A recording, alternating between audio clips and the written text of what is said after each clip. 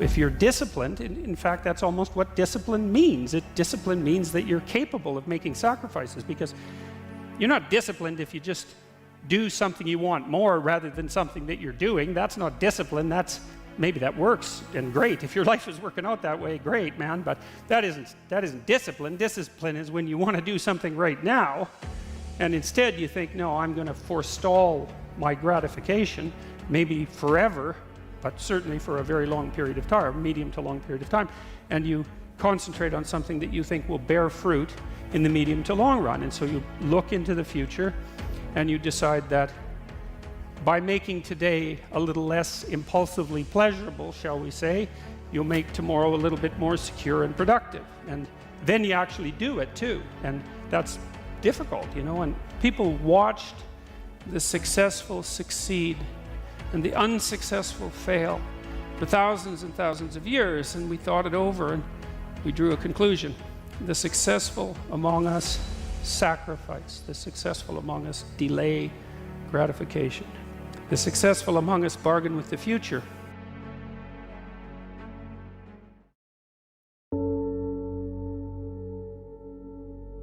You wake up in the morning and you think, okay, this could be a good day, whatever that means. You don't know, right, what a good day is, but maybe you've had a couple and they're not so bad, and so maybe you think you could have another one, but you don't know, and you think, okay, you ask yourself, and this is meditative, what is it that I need to do today so that this would be a good day?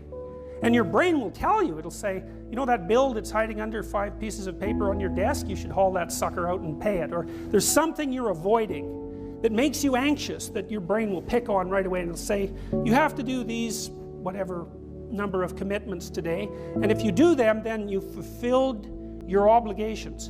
And if you listen to yourself and do the difficult things that yourself tells you to do, the idea is you don't have to compute the utopian future, because following what it is that you tell yourself to do every moment is the best path to whatever the best outcome is. So you might say, well, at least you can start your self-organization by improving those things around you that are self-evidently not good. And that's easy, man. Anybody can do this. You can sit down for 10 minutes, say, well, I'm going to be honest with myself. Like, oh, that's a horrible thing to do. I'm going to be honest with myself. Okay, I'm probably doing a dozen stupid things that I could quit doing that are making my life more wretched, and also the people around me. And so you think, okay, what are those things? And you know, if you really want to know, you have to want to know. And you're going to get a bunch of information that you don't want to hear, but you'll know it's true, and you already knew it in some sense. And then you can ask yourself, okay, that sucks, and it's miserable, and it's not very self-affirming. Is there one of those things I would be willing to do something about?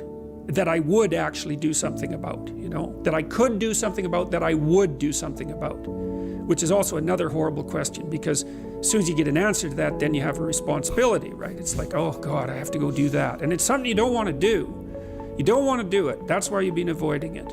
And so then it's right in front of you.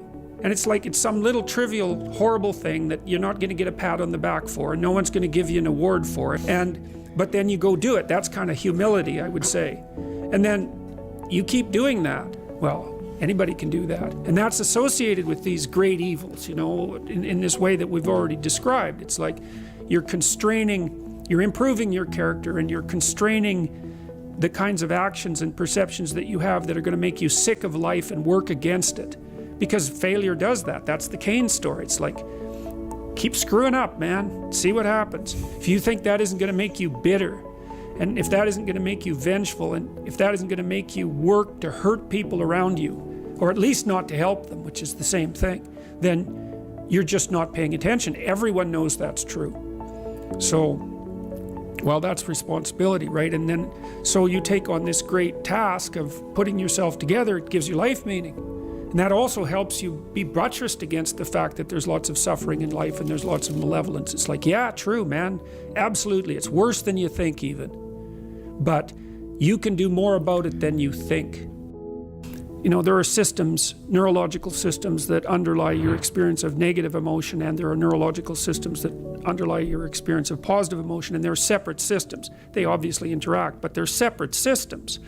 So But the positive emotion system, well, there's two of them, but one of them sort of kicks in when you get something that you want. So, you know, you're hungry and you eat, and that feels good. And so that's kind of the simple one. But there's a more sophisticated one that I think is even more active in people. And it's the one that tells you that you're moving forward towards something worthwhile. And that's actually the one that gives people that sense of meaningful engagement in their life on a moment-to-moment basis. So, and it's also something that doesn't have to go away. Like if you're hungry and you eat, well, that's good, but it's over, and then you're on to the next thing, right? It's not exactly sustaining, it's just necessary. That's called consummatory reward, by the way. This other reward system is incentive reward, and the incentive reward system works on dopamine, this neurochemical dopamine, which is also the neurochemical tracks that opiates and cocaine and amphetamines, the drugs that people really like to abuse, alcohol often for some people, activate. And so you might say if you don't have enough meaning in your life, then you're more prone to addiction. And that's definitely the case. Even with rats, if you take a rat and you put him in a cage by himself and he has nothing to do, and then you give him access to cocaine, he'll get addicted to the point where he won't do anything but take cocaine. But if you throw the rat back in with a bunch of other rats and he gets to do rat things, then it's very hard to get him addicted to cocaine. And so the purposeless rat is prone to addiction. Well, it's the same with human beings. Now, here's a corollary to that, which is really cool. So the magnitude of the reward you experience as you're moving towards a goal is proportionate to the importance of the goal. So that means the more important the goal you pick, the more possibility there is for the kind of reward, let's say, it's really a state of being that is life-affirming. And it is directly life-affirming in that, you know, like if you're in a football game and it's an important football game and maybe you break a finger, and you know, normally that's a problem. It hurts and you're going to stop doing whatever you're doing. But if you're right in the middle of the game, then you'll be so amped up on this reward system that it's analgesic. It stops the pain. It also suppresses anxiety. So if you have a purpose, then it's analgesic. It takes some of the pain out of life. It's very positive in that it motivates and energizes you and focuses you and makes you able to remember and pay attention. And it quells fear. No one says, well, in 100,000 years, who the hell cares? So why does it matter? No one says that. They listen to that. Not if they're human. They listen to that story and they think, that's not good. It's like, that's right, that's not good. It's not good. You should do something about that. Because it's self-evidently not good.